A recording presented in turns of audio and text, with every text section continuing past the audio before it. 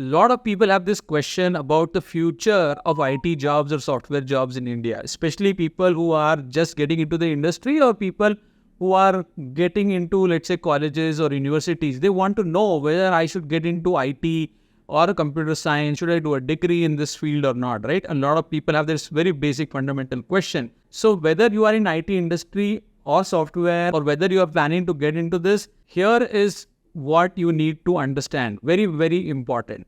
First of all, ask a very basic question.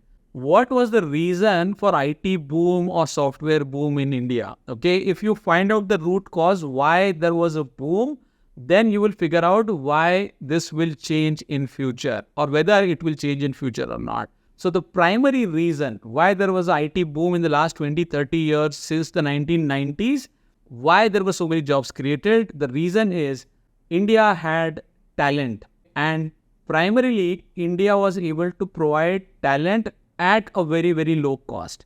For companies in the US, for the companies in the Western world, Europe, Australia, etc., etc., we had talent at a much lower cost. We had talent which could speak good English. That is what was needed, and that's why a lot of jobs got created in India. Or in other words, a lot of jobs got transferred from these countries to India. Now, what kind of jobs were these? Most of these were like software development services, software testing services, or support services. That's how it got started. And then Indian government made it all possible or kind of accelerated the entire thing by bringing in the right policies. And that's why you see such a huge infrastructure in India with respect to IT, SEZs and all of that. So it is not just one thing, but a combination of a lot of things which kind of made it happen over the years. So now, is it all going to end? Is it all going to die down? The big bold answer is no. But there is definitely a shift. And you need to understand that shift so that you can plan your moves accordingly. Now, what are those shifts? Number one shift is automation and AI. We have spoken about it in so many videos. A lot of these jobs were actually manually intensive jobs, which means repetitive work. All of that is going to go away. It has already started to go away. So you will see a reduction in those kind of jobs which can be done by some automation like RPA or which can be like done by AI and all of that. So those jobs will be definitely going down. That is one trend. Second trend is there are other countries, other locations coming up as an alternate option. So now jobs can go to Colombia, jobs can go to Eastern European countries, jobs can go to Mexico, Philippines, Vietnam, so on and so forth. So there are time zone advantages. For companies in the US, Mexico and Colombia are better overlapping with their time zone, right? So they don't need to depend on India entirely. So some jobs are going to go there. So that's the second trend. Third trend is now in these countries like US, for example, or Dubai, for example, locals are demanding that why are our jobs getting outsourced? So now the local government has to work on certain policies which will retain some jobs in their own countries. And that is why not all jobs are going to get outsourced. A lot of those jobs will be retained for the local workers.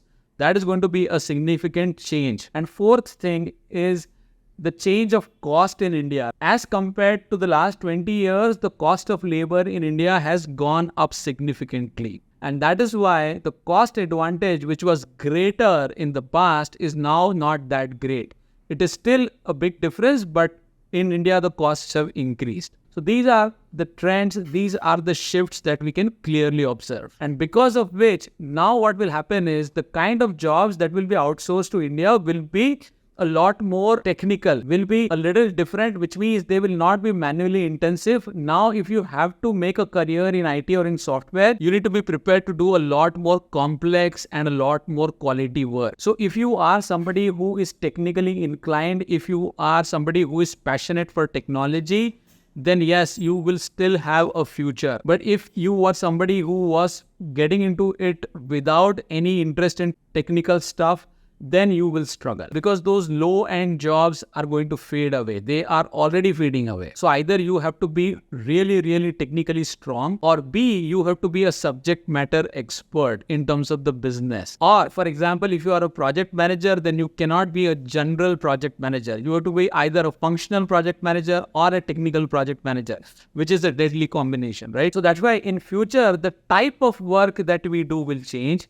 The volume of work will change. So the volume is definitely going to reduce. So that's for sure. But the type of work is also going to change. So if you are interested in IT or software, then you have to have that core interest. You have to have that core skill and that expertise, and you need to develop that expertise. And that is which is going to ensure that you sustain in the long run. Just thinking about surviving with a low-end skill is not going to fly. And lastly, remote work culture has also had its own impact, right? So now a lot of jobs which were actually done in the US, because a lot of people from India used to go to US to do that jobs on site.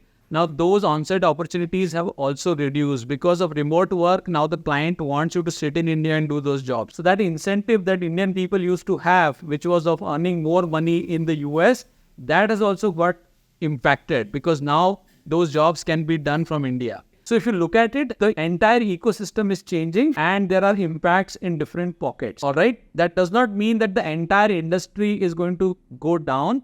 That does not mean that everyone will become jobless. But yes, the nature of work is changing, and that's how we need to reskill and upskill to stay relevant and create our own space. All right, I hope this was helpful. Let me know what you think about it in comments. And if you have experienced something, do share that as well. If you're new to the channel, please subscribe. I'll see you in another video soon. Take care and bye for now.